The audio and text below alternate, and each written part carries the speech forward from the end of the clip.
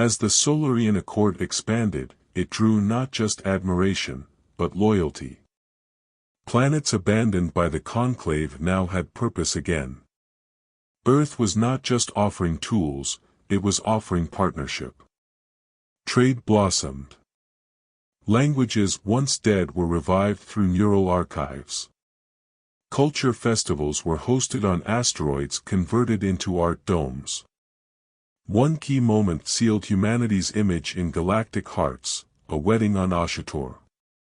A human diplomat, Jonah, had fallen in love with a Shanri water biologist named Ciela. Their union was historic, interstellar, interspecies, and intercultural. The ceremony featured water ballet, bioluminescent poetry, and a four-species orchestra. Broadcast live across the Accord, it became the most watched event in the quadrant. "They love like it's a superpower," one alien journalist said, awestruck.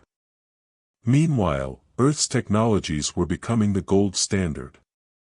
Gravity sculptors reshaped uneven terrain. Portable terraforming pods turned barren moons into lush oases. Neuralink translators allowed species with incompatible vocal ranges to speak directly, emotionally. The Conclave, increasingly nervous, tried to slow things down. Accusations of cultural contamination. Rumors of tech theft. Whispers of Terran propaganda. Then came the sabotage. An Accord trade hub orbiting Valuus 3, hosting 12 different species, was destroyed in what was officially described as a rogue asteroid impact. Unofficial scans told another story, phased plasma burns, matching Conclave military signatures. The galaxy braced for retaliation. Earth responded with a press conference. Ambassador Rahim appeared before the press with a calm gaze. "To those who destroyed our station, we forgive you. We grieve with our allies. We rebuild. And we invite those responsible to join us. We still believe you can do better." The speech was broadcast on every known channel. It was not weakness. It was precision. No one knew how to respond. And so, the Accord grew even faster. Planets that once feared Earth now ran to them. Former allies of the Conclave severed ties and signed pacts with the Accord. Entire academic institutions shifted curricula to teach Terran diplomacy. Humanity wasn't just winning. They were redefining the rules. The Conclave panicked. In a secret session, they authorized the deployment of the Diplomatic Intervention Fleet.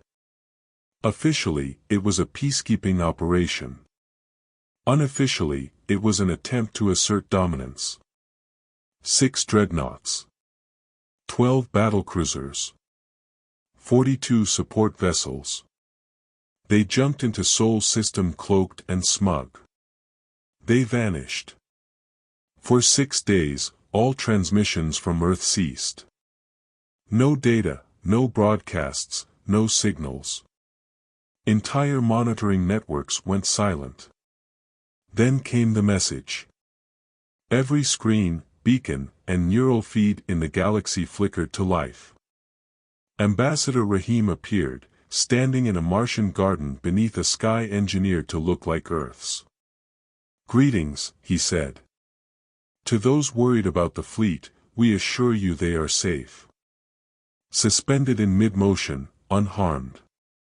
The entire Conclave fleet, frozen in stasis above Jupiter, caught in mid-formation like insects in amber. We call it the Dimensional Echo Drive. Originally designed for asteroid redirection. It traps aggressive energy signatures and stores them in phase-locked memory bubbles." He sipped tea. "We never intended to use it on you. But thank you for giving us the chance to test it." He smiled warmly. "Now, on to more important matters. You're invited to the Mars Summit. A celebration of galactic unity. There will be food, music, art, and open discussion. Leave your weapons behind. The Mars Summit was unlike anything in history. Delegates from over 300 civilizations arrived, not in fear, but in awe. The domes of Mars shimmered with biolight and harmonics. Accord ships glided overhead, each customized for its pilot's biology. Languages merged in symphonies of diplomacy. During the summit, no threats were issued. No ultimatums delivered. Earth simply demonstrated what a better galaxy could look like. The Conclave fleet was returned, repaired, polished, and stocked with gourmet cheese baskets and handwritten thank you cards. To show there are no hard feelings, Rahim had said. The Council never recovered. Their credibility collapsed. Delegates defected. Resources dried up. Their meeting halls turned to museums. The Solarian Accord, on the other hand, thrived. They launched the Galactic Beacon Network, connecting colonies across spiral arms with instantaneous communication. They opened the Terran School of Cooperative Governance. They funded interstellar art projects that turned moons into luminous cultural archives. Humanity didn't just rise. They elevated everyone else with them. And they never lost their quirks. Bagpipes in warp space. Zero-G salsa contests. A holiday where every species bakes each other's traditional desserts. They never became conquerors. They became legends. And in the end, the galaxy finally understood. The Conclave's greatest mistake wasn't banning Earth. It was giving them a reason to rise. From Viral of the Chukian, Conclave historian turned Accord cultural ambassador. I was instructed to document humanity's fall. Instead, I witnessed their ascent. They did not dominate with power, but with spirit. With compassion. With relentless optimism. They were mocked for being emotional. And it turned out, emotion was their most advanced technology. They were underestimated. And they built something greater than anyone could have imagined. They were exiles. Now, they are the architects of a better galaxy. It began, not with war, but with a signal. Not one of distress, or greeting, or trade. But a pulse of numbers. An elegant, recursive sequence embedded in a gamma burst, detected by a deep space listening post on the edge of Accord territory. It repeated every 13 hours, folding space around it like a heartbeat that bent the fabric of reality. The Accord's top scientists were baffled. Even the Murru mathematicians fell silent after staring at the patterns. It wasn't random. It wasn't natural. It was a message. And it wasn't from this galaxy. A void so dark, it made black holes look like flickering candles. No ship returned from it. No probe ever transmitted back. The Conclave once declared it unknowable. Humanity saw that label as a challenge. Led by Earth's newest flagship, the Aurora's Veil, a fleet of Accord volunteers, Locke navigators, Varn engineers, Murru physicists, Terran diplomats, and even a reluctant Zor archivist, set out toward the Halo abyss. Ambassador Rahim, now older and grayer, but no less sharp, stood on the command deck. "We're not just looking for contact," he said. "We're answering a call.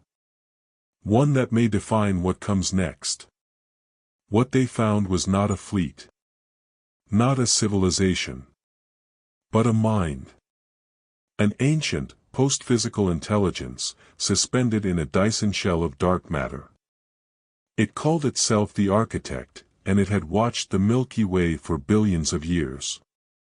It had seen the rise and fall of civilizations. Watched stars be born and eaten. And it had judged the galaxy, not by its wars, but by its silences. You are the first to speak back, the architect pulsed. You, of the soul. You who were cast out. You carry the echo of hope. It showed them records. Data. Entire histories of galaxies lost to entropy and fear. Civilizations that turned inward, paranoid and possessive, until their lights blinked out. The architect had waited for a species that turned exile into unity. That chose creation over conquest. It had waited for Earth. But there was a warning. Another echo rises from Andromeda, said the architect. They are not like you. They do not build to share. They build to own. They have heard your accord. And they see it as weakness. A new civilization, unknown, unseen, had received the Accord's transmissions. And they were coming. Not to talk. To take. Earth didn't panic. They prepared. Not with weapons, but with wonder. The Solarian Accord called upon every member species for their strengths.